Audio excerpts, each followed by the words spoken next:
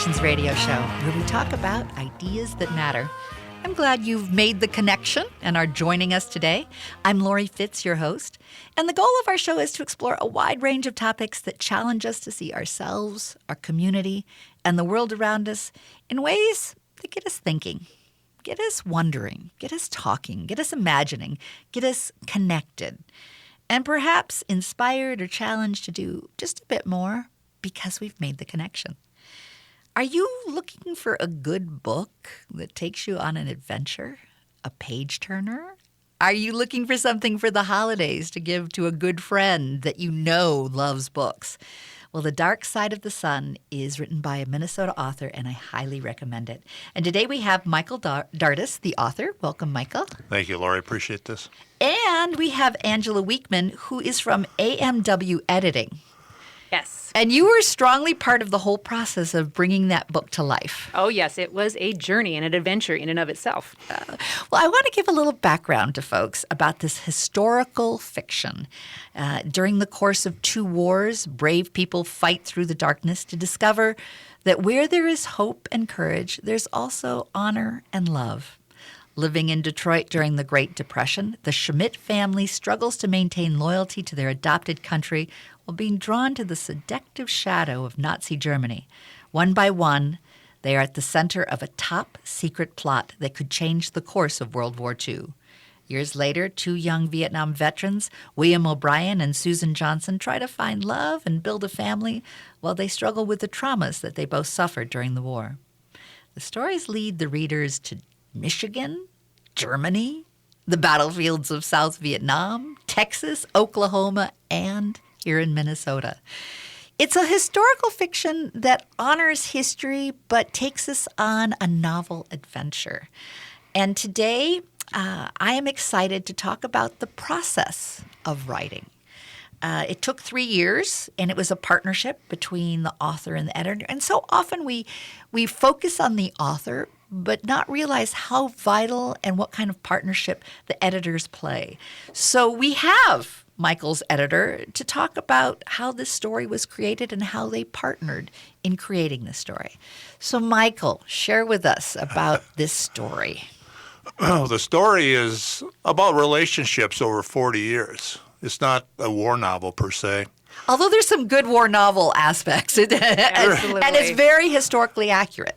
Yes, it is. It covers a period of 1930 to 1972, and it covers the experiences from the German point of view, both here in this country as well as in Nazi Germany.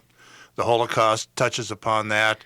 But it's the families that were involved with this, and there were a number of families that were involved, 6 families over this period of time, including the one towards the end, which gets into the post-Vietnam era, from my own experiences in Vietnam. So I was able to build a lot of that from my own experiences, but also from my own historical knowledge from the University of Minnesota and the fact that I've been studying history for 50 years. And I have pay particular attention to that aspect, and I want to make sure it's maintained accurately. So when did you decide that you wanted to partner with an editor? Well, I'm a first-time writer. I started writing about 5 years ago. And although you've been telling stories all your life. Since I've been Irishman, I'm used to telling stories. But that also means that I'm a very wordy storyteller, and a good editor is going to look at that, and Angela did a wonderful job dealing with that. But looking at the process, we went through a Beavers Pond Press in Edina, and editing was one aspect of it. I had really very little idea as to what that amounted to.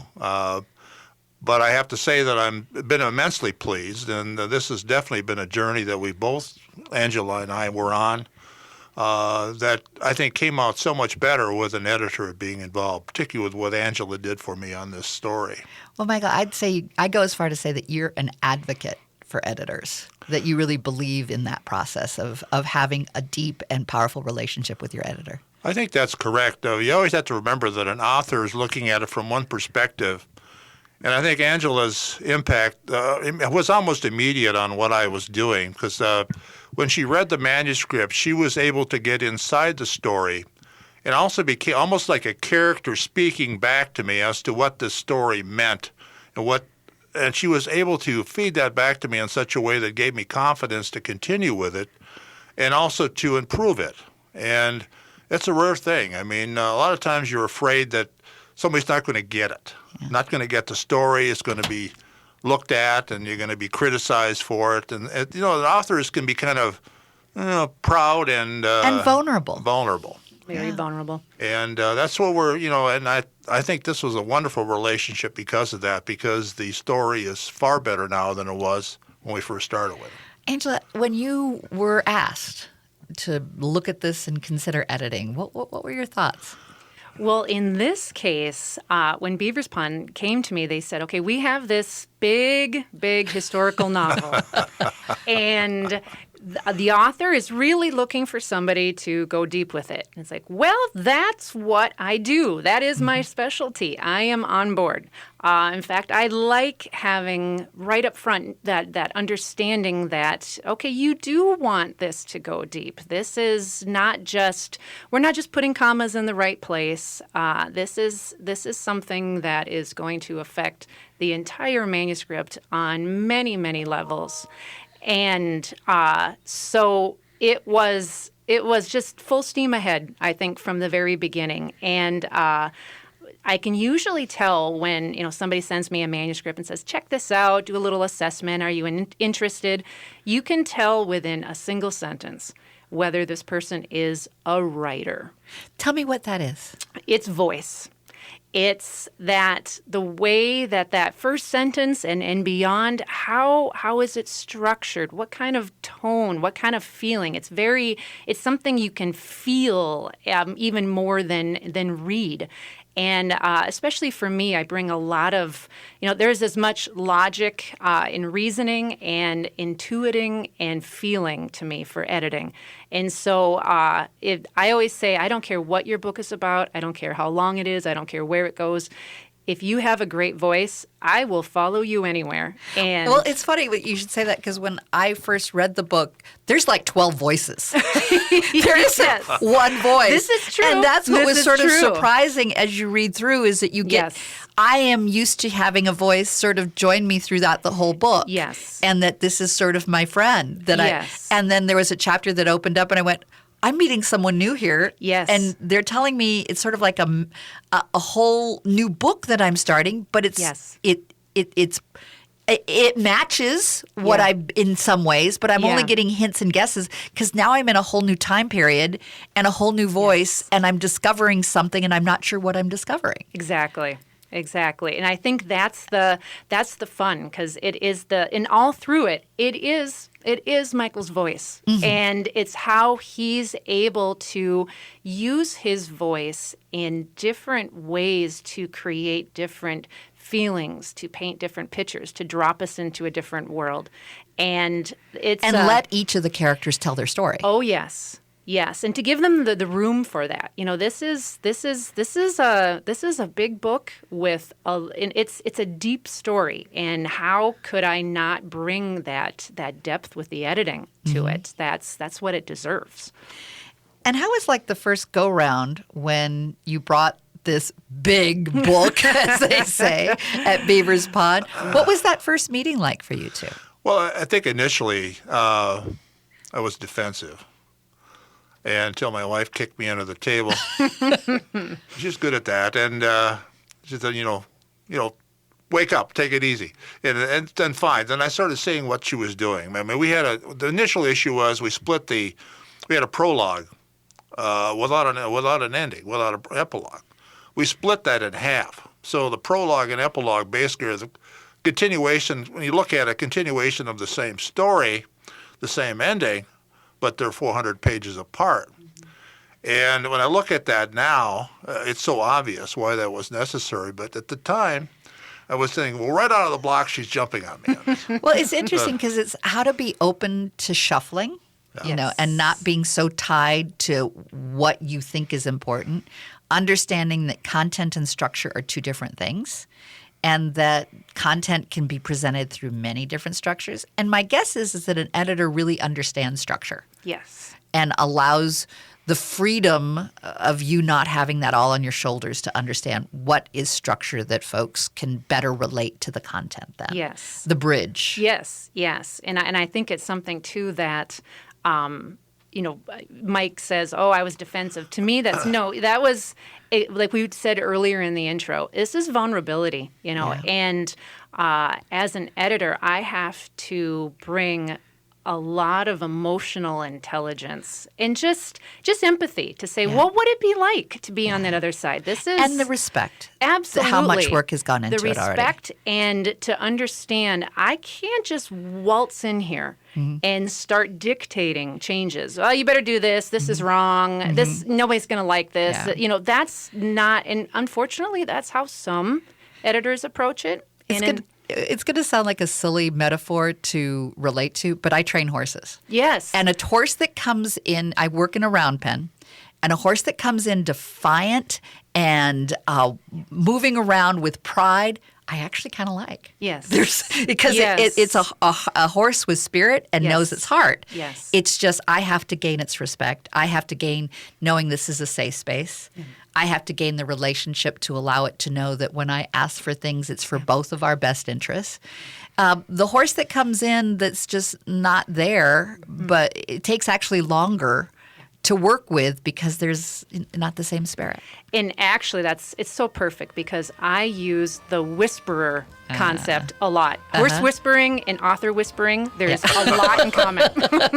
Yeah, and so that you don't get offended or upset when there's that initial defensive. It's like, oh, there's spirit there. Yes. Oh, there's something there that needs me to connect to. Yes. Well, we've been talking about a wonderful book and a terrific editor. I do want to encourage everyone to take a look at the book and then reflect back on this process. It's The Dark Side of the Sun, written by Michael Dardis.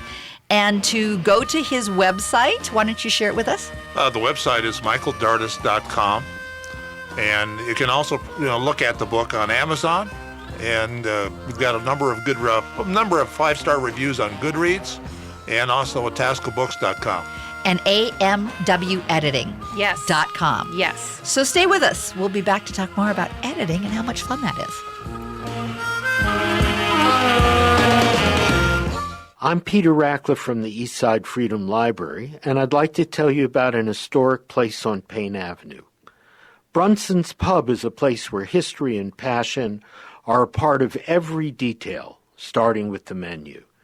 The Payne-Phelan neighborhood arose from Dakota people who lived here for hundreds of years and pioneering immigrant communities, Irish, Swedes, German, and Italians, who made the East Side their home. More recently, waves of new residents from Asia, Latin America, and Africa continue the rich immigrant history and are revitalizing the community's cultural life and economy. Come experience Brunson's Pub at 956 Payne Avenue and grab a discounted gift card when you mention that you're an AM 950 listener or a supporter of the Eastside Freedom Library. Be sure to check out brunsonspub.com. Visit the wine bar at Cafe Latte and enjoy a unique handcrafted pizza and glass of wine. The perfect place for an intimate night or an evening with friends. Choices range from spicy Italian sausage and sweet roasted peppers to the one-of-a-kind nacho chicken pizza layered with blue corn tortilla chips. The approachable wine list offers over 30 by the glass with special emphasis on wines from Washington State. End your night with one of Cafe Latte's melt-in-your-mouth desserts, 850 Grand Avenue, St. Paul. During November, the American Diabetes Association is highlighting the numbers that matter most for those living with or at risk of diabetes. If you're unaware of your risk, take the first step by taking the risk test. Get your blood glucose tested and have a conversation with your doctor. If you're living with diabetes, take the first steps for a healthy lifestyle that will make a huge difference. Count Me In is a call to action for all of us. For more information, be sure to visit diabetes.org. Legal issues, never fun, and they're certainly stressful. While it's tempting just to Google your legal situation, there is a better way. The Hennepin County Bar Association. Their referral counselors can answer many of your questions, like do you even need an attorney? And if you do, what type? They can connect you to a network of over 200 thoroughly vetted, qualified attorneys practicing in over 50 areas of law. Call 612-752-6666 or search for Hennepin County Bar Association. The right call for the right lawyer. Writing a book is like diving into deep, uncharted waters. That's why you need immersion editing. I'm Angela Weekman of amwediting.com. After 20 years of experience, I believe editing should be meaningful and empowering. So let's get started with an immersion assessment. We'll immerse in a portion of your manuscript to determine your next steps. Visit amwediting.com for more details. Let's go deeper. Welcome back to Connections Radio Show, where we talk about ideas that matter. And today we're talking about writing books and editing books and encouraging people to go read a terrific book, The Dark Side of the Sun by Michael Dardis. And today we have Michael Dardis, the author. Welcome, Michael. Thank you much, Lori. And his editor, Angela Weekman of AMW Editing. Yes. So we were talking about the process and how you got started in editing and working on this book in particular. In this segment, I'd really like to know or have you share more about what it means to edit. Because I think most people, when they hear editor, they think, oh, yeah, they go through and they make sure that the comma is in the right place and that the period is there and no misspellings. And that's what an editor does. But I'm wrong, aren't I? Partially right, partially wrong. Let's go with that. I think, like you said, when most people think of editing, they think it's just the mechanics. Right. And that's the copy editing level. It's absolutely needed. Every book needs that polish. It needs to be clean, unblemished. But that comes more at the end, doesn't it? It does. There's a lot that happens before there. There are technically 3 main levels of editing, and every book ideally needs all 3. Realistically, not every book gets all 3. So those that do, I think that's why we see books that are really great and books that are maybe not so great. So, and does that depend on how the partnership is going as well? I think so. And I think, to be frank, especially in independent publishing, self-publishing, when authors this is their investment. They are fronting this process themselves with their own capital. Budgets sometimes dictate that, okay, maybe we do this level and we don't do that level. But with Michael's book, we had the luxury of being able to go through all 3 levels. So what we started with was developmental editing. And that's where we're not looking down at the little minutia. We're looking at developing, shaping the entire book as a whole. So as Michael was saying, one of the first things we did was to look at how this prologue is opening. What function is this serving? Could we maybe split it so we have this bookend effect with a prologue and an epilogue and the story that needs to be shared that comes in between? And it does feel like you almost are sitting next to him by a lake having a cup of coffee throughout the whole book. That he is telling you this story that is the scene is set from the very beginning, and maybe even having a little whiskey in that coffee. Oh, of course. Just a little bit. A little bit of that Irish whiskey. Of course. Get the morning off to the race start. That's right. So developmental editing is a close, deep read. And this is where it's my job to say, I'm not just barreling through this to say, oh, okay, this is kind of where it goes. I sort of see, oh, yep, that's a nice little book. It's, okay, what am I feeling as a reader and an editor as I'm going through this? Let me start my immersion process, my internalizing of the story.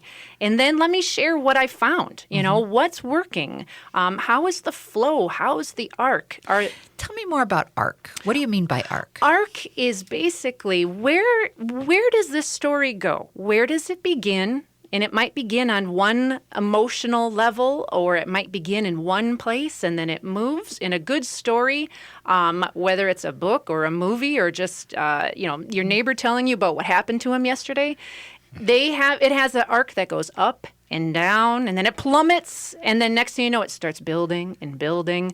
And there's many different types of arcs, and there are several arcs in this, based on each of the sub-stories. There's an arc to that story. Yes. Which is something that I felt when I read that there was a whole arc, that the pieces were all pulled together. Yeah. But within each of those stories, and there are distinct stories in this. Yes. They each had a complete sense of arcing and resolution. Yes. And resolution doesn't mean that it was over, but the arc was resolved. Exactly. And then our job then was, how do we bring all these arcs together? And build them. Yes. So that the holistic arc is met. Yes. And so that's one of the things that right off the bat we can address with developmental editing. But it also then kind of, it really seamlessly bleeds over into what the next level is, which is content editing. Some people call it substantive, the substance. And this would be everything but the kitchen sink. It really is. Because you think, well,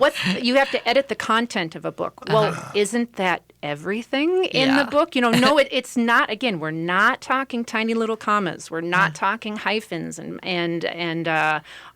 capitalization, right spelling. There were portions of the book you took out. That there were actions, there were activities, there were dialogue, there were things that did not make the final cut. That was part of the editing as well. There were. I think, though, and all characters, I think, survived, right? All the characters did, yes.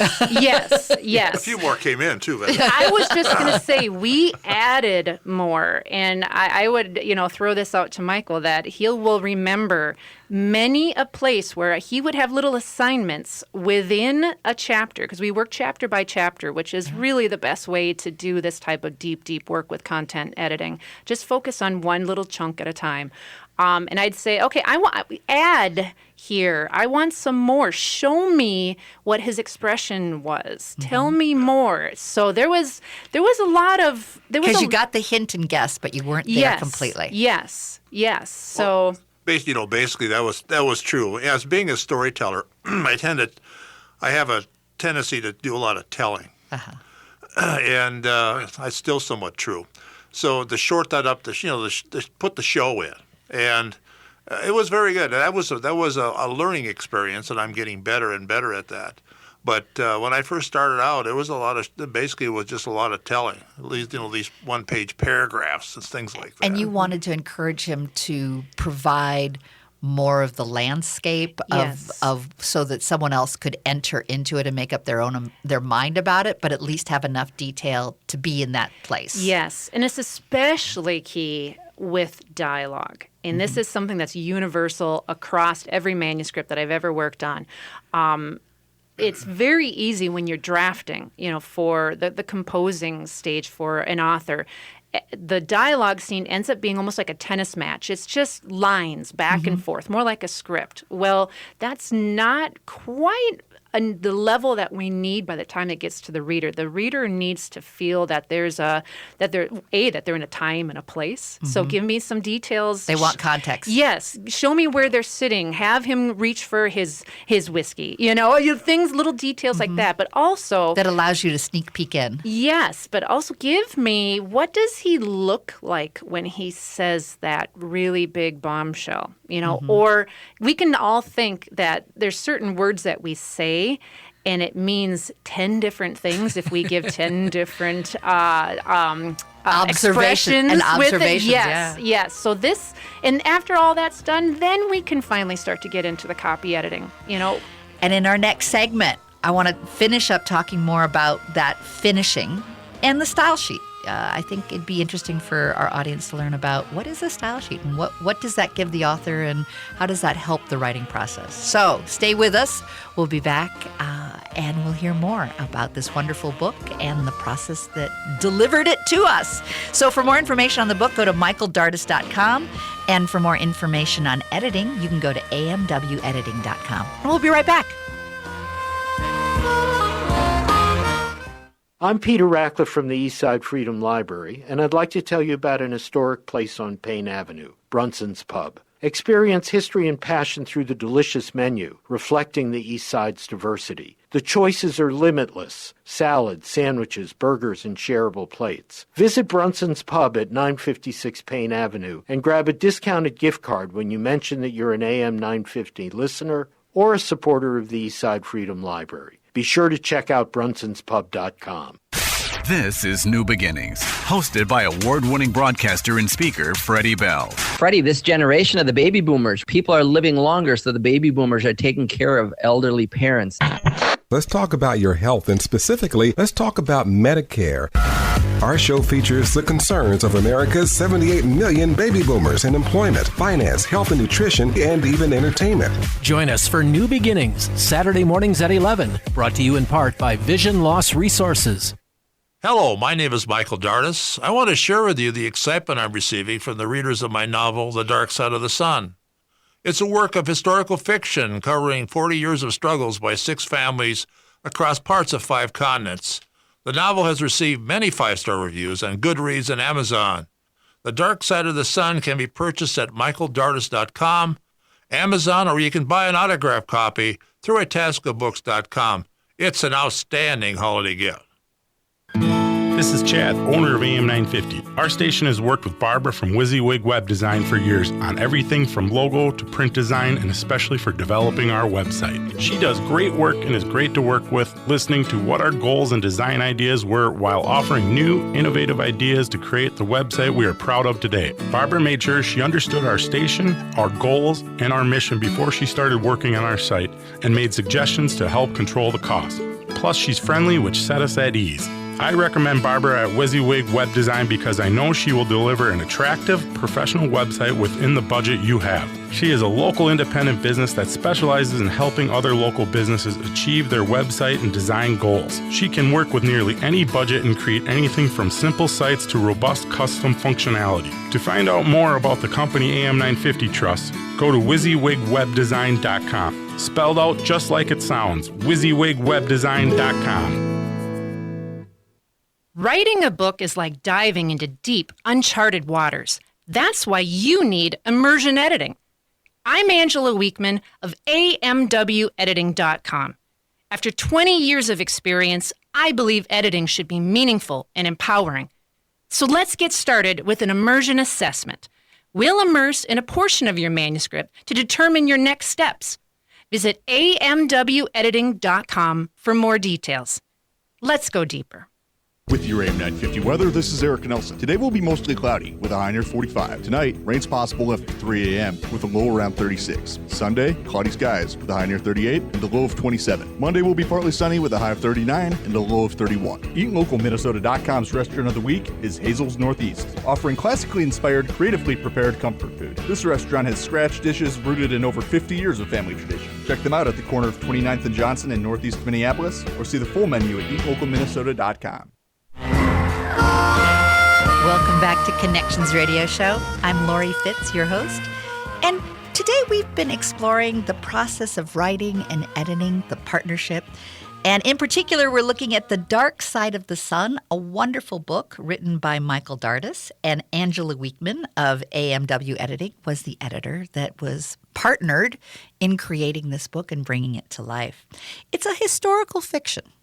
And with that, there's an honor of history, but there's also a creative opportunity to explore what might have been. And I think there were at least 80 characters. More or less. Who's counting? And several storylines ranging over 40 years that allows you a kind of a smorgasbord of realities that all do come together, though, and do create a holistic story that's a whodunit, as well as you were saying earlier, Michael, a story about relationships and love and honor. Yes. Michael Dardis is the author of The Dark Side of the Sun. Angela Weekman, the editor from AMW Editing. In our last segment, we were going over what is editing. We talked about creating the flow and the arc and developmental, doing the heavy-duty content editing bit by bit, so that it has a meaningful opportunity. And we were just about to start talking about the copy editing, which most people think of. And I wanted to make sure that we had a chance to talk about a style sheet. What is that? Oh, yes. And this is even something where there's probably some editors saying, what's a style sheet? I'm an editor and I should know this. This is something that, especially for me and looking at it from, what does immersion mean? A style sheet is a list of any sort of word or term, a name, other proper nouns that someone... Another culture, another language. Oh, yes. Oh, yes. Say Germany. Germany, Vietnam. In the 1940s. Yes, Vietnam, 1969. Wherever the book takes us, there are words all over the place that it's my job to make sure we have spelled it correctly. It is the right time and the right place. If there's a battle listed for a certain year. Or an idiom in such a way that wouldn't have been used then. Oh, yes. Yes. Or even down to simple, just everyday English words like overboard. Is it overboard one word? Is it two words? Is it hyphenated? Well, there's kind of some black and white and a lot of grays, but there's certain ways to do this. And there's ways to break the rule, too. Absolutely. But you have to be very intentional. Yes. And what a style sheet is basically a blueprint of these are the words that I considered, that I made a decision on, that I then ran through with Michael to say, does this make sense for you too? And anyone else, we have a proofreader who comes, and the proofread is basically just a last read to make sure that there are no little ninja errors that slip through in plain sight like they like to do sometimes. Or a double word. Yes, exactly. The proofreader gets to see this style sheet and understand, okay, I don't have to reinvent this wheel. Angie looked this up. This is what they want. Now I just have to make sure it's consistent. Right. So the copy editing finishing depends somewhat on the style sheet because you want to make sure that you're not getting dinged for something that, no, this is intentional. Yes. And not bothered with and not spend a whole – but it also is part of content, I would assume. Absolutely. Because it's honoring and making sure the content is consistent and you're not just making things up. Absolutely. That it's based in a reality and a historical context. And that's very important to you, Michael. I think, I look at, and using a nautical term, it's like the rudder on a sailboat. It allows me to maintain the course that I want to maintain, an honest course. Without that, I have no idea where my boat would go.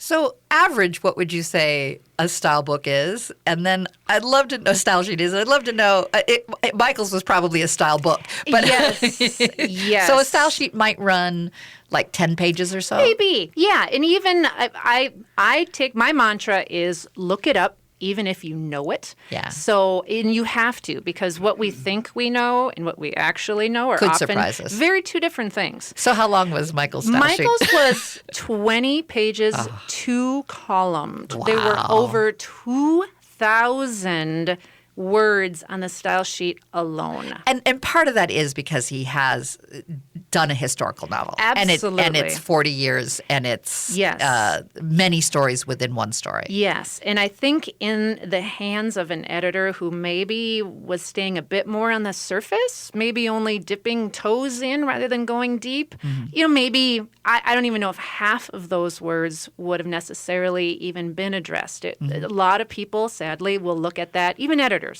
and say, yeah, I think that's right.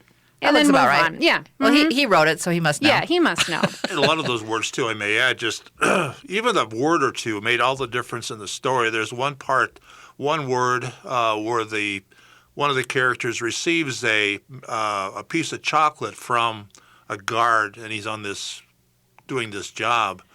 And he looks at the chocolate bar and realizes it's just all in German.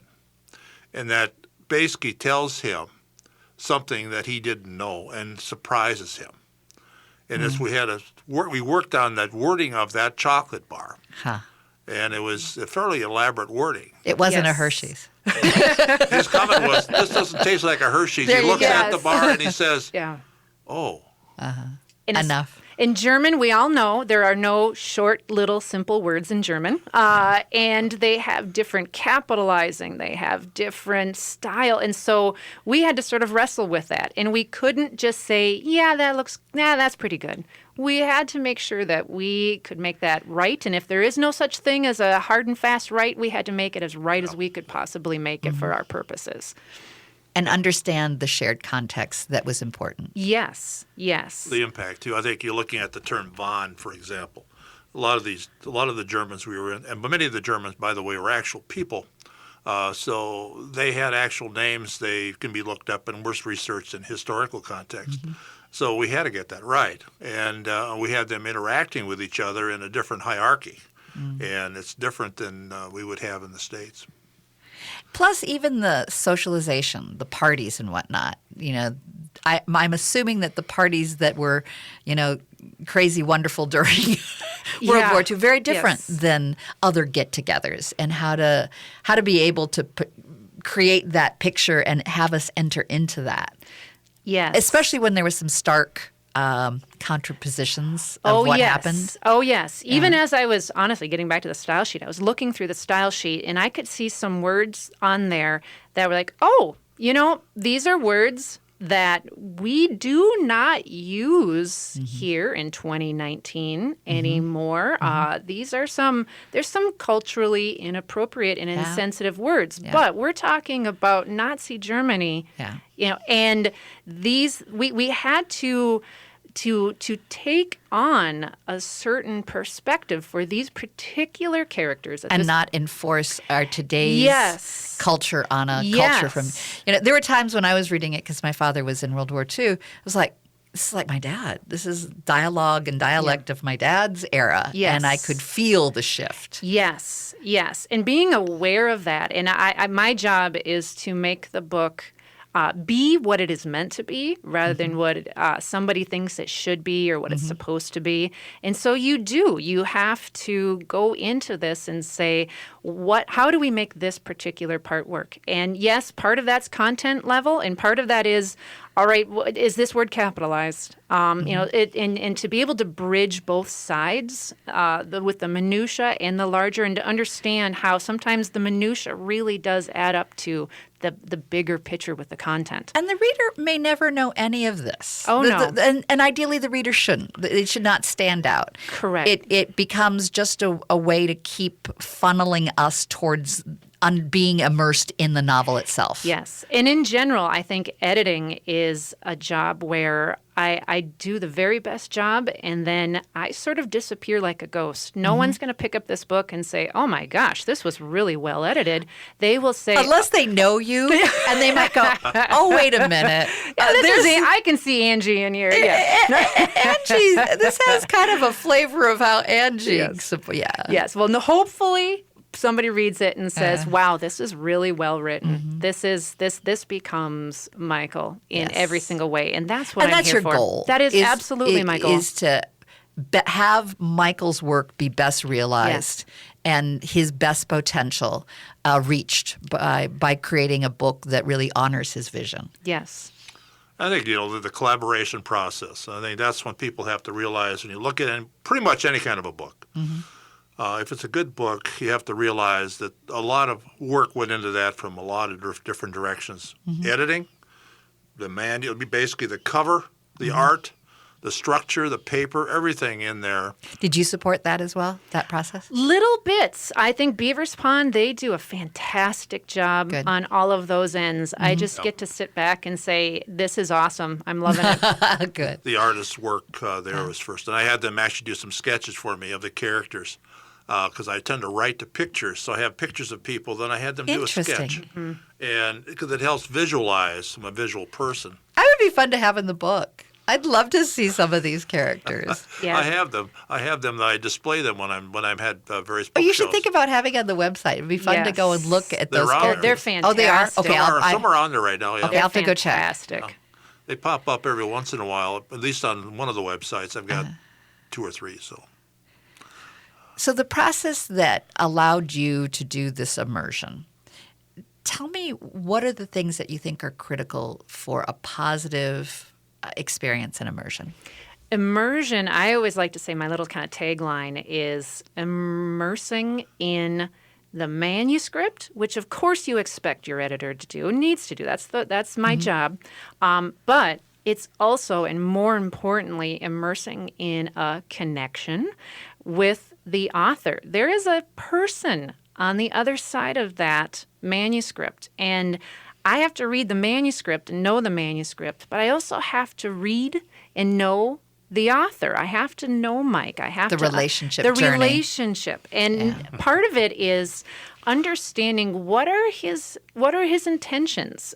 Sometimes I'll talk to authors and they'll describe one book, and then I'll read it and say, oh, you know, what they have on the page is different. So now we need to do some work to figure out which is what the author wants really happening on this page. And if not... Or is that an intentional diversion of something or other? Yeah, and be able to decipher that. Sounds a little bit like hieroglyphics, too. Oh, it's translation. It's a little bit of, I think, it's a counseling. I really do. I feel like it's a partnership that goes deep. And it needs trust. That's the only way this works. And trust takes time to build and to earn. Like I said, I can't just waltz in and expect somebody to just listen to every single recommendation I have. I have to build up. I have to build some rapport with that person. I have to build trust. And then after that, maybe then we can get into a point where we're really collaborating and we're influencing and taking this manuscript to the next level. Well, in our next segment, we'll talk about how you can do that for others as well. I believe there's a story in each of us, hungry to come out, and to make it successful. How can a partner and an editor make that story best realized? We'll talk about that in our next segment, so stay with us. You're listening to AM 950, the progressive voice of Minnesota, and you're on Connections Radio Show. And to get more information on this amazing book, The Dark Side of the Sun, go to michaeldardis.com. And to learn more about editing, you can go to AMW Editing.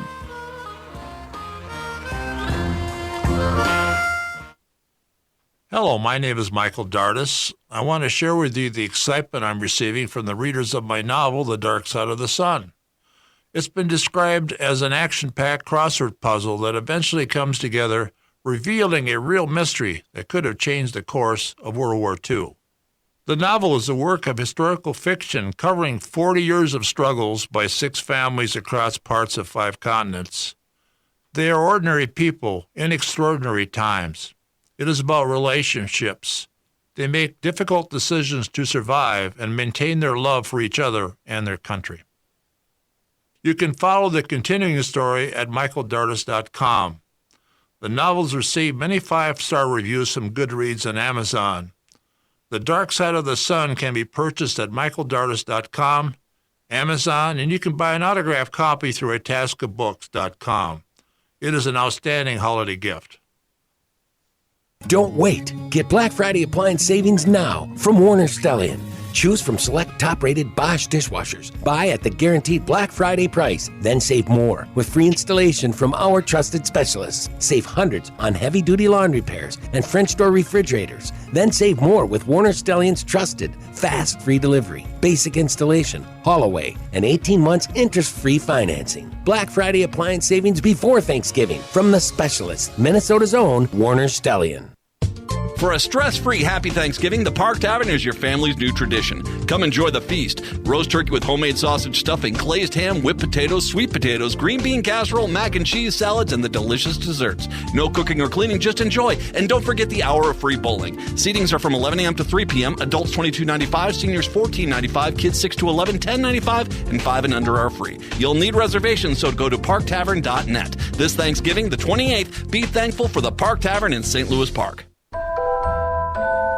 Twin Cities Ballet is proudly celebrating 10 years of a Minnesota Nutcracker at Ames Center in Burnsville, December 13th through the 15th. Twin Cities Ballet presents this beloved holiday classic with a Minnesota twist and is one of the most attended must-see holiday events in the Twin Cities. Twin Cities Ballet's A Minnesota Nutcracker will provide delightful entertainment for your whole family. Tickets on sale now at twincitiesballet.org. twincitiesballet.org. During November, the American Diabetes Association is highlighting the numbers that matter most for those living with or at risk of diabetes. If you're unaware of your risk, take the first step by taking the risk test. Get your blood glucose tested and have a conversation with your doctor. If you're living with diabetes, take the first steps for a healthy lifestyle that will make a huge difference. Count Me In is a call to action for all of us. For more information, be sure to visit diabetes.org. Welcome back to Connections Radio Show. I'm your host, Lori Fitz, and today we've been talking about the dark side of the sun, and we've been looking at it through the eyes of the author, Michael Dardis, as well as through the eyes of the editor, Angela Weekman. Welcome. We're glad you're here, both of you. Oh, thank you. Been a fun conversation to really do a deeper dive into the process of creation and the role that the editor plays. And in this last segment, I want folks to be thinking about their own story. I think it's important. There's a wonderful quote that I adore of Maya Angelou. There is no greater agony than bearing an untold story inside you. We all have that untold story that whether it needs to come out through storytelling with a friend or opening up to someone who you need to tell that story to or be able to tell the world that story. But we don't always know how to do it, and we may be intimidated or we may not think that we're good enough to be an author.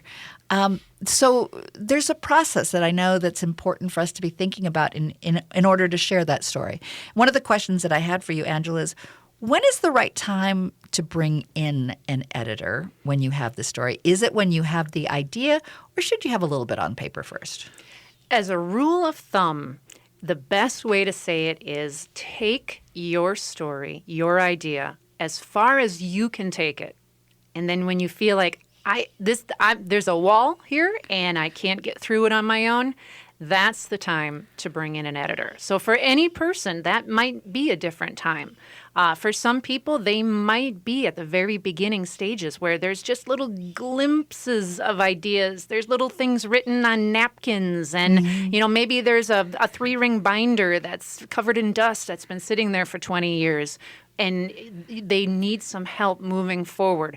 That's maybe not editing as much as some coaching, but it's and do you do both? Absolutely. It's the same process. And again, it all comes back to that connection and that relationship.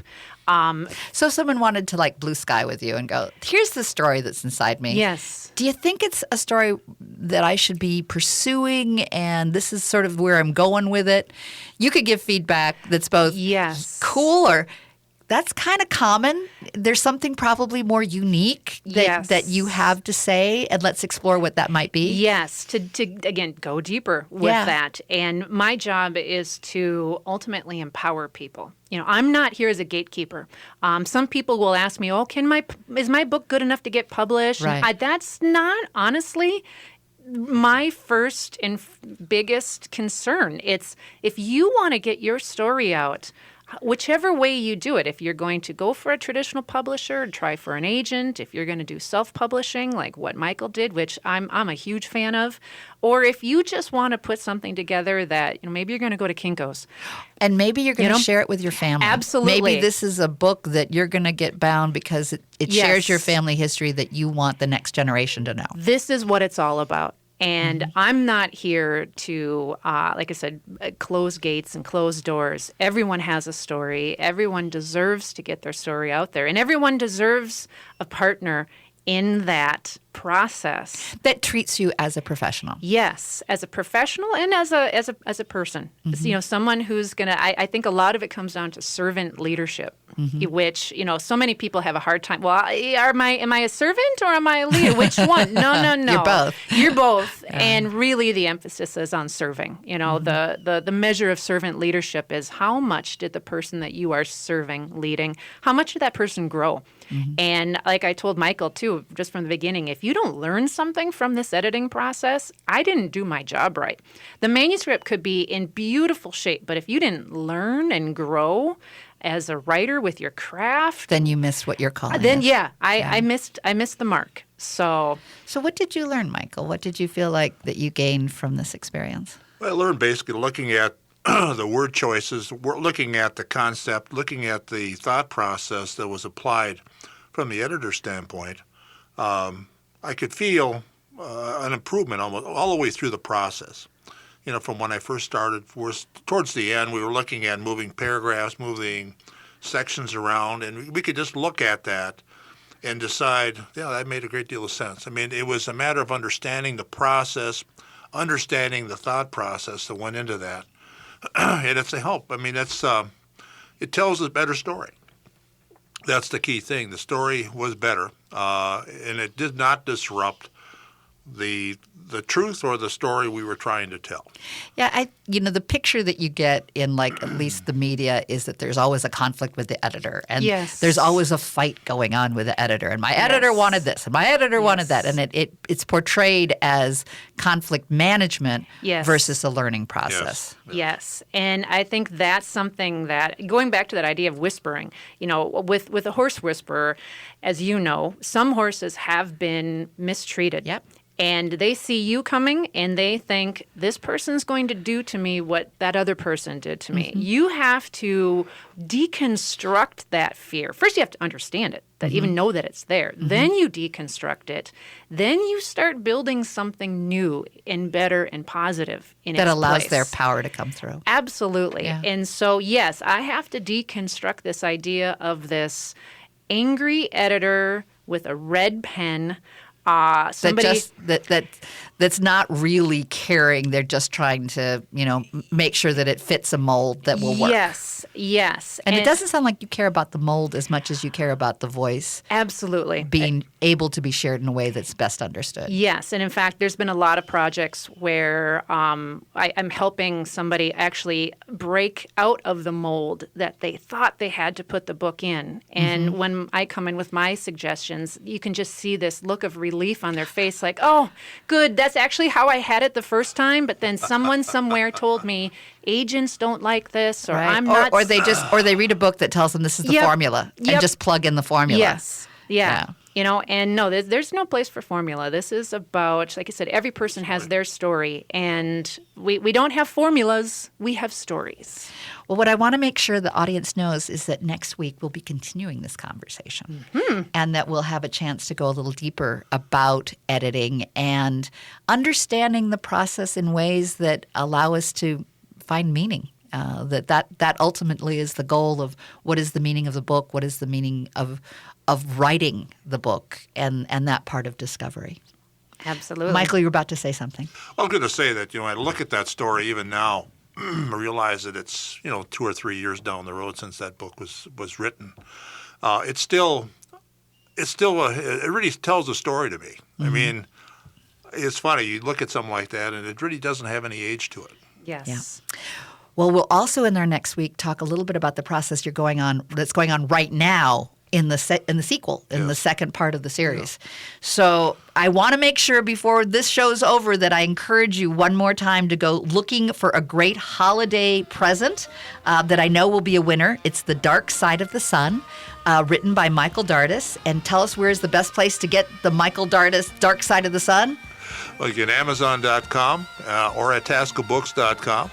And the Task of Books will have autographed copies for you. Tremendous. And to find this wonderful editor online, go to amwediting.com. It's Angela Weekman. She's amazing.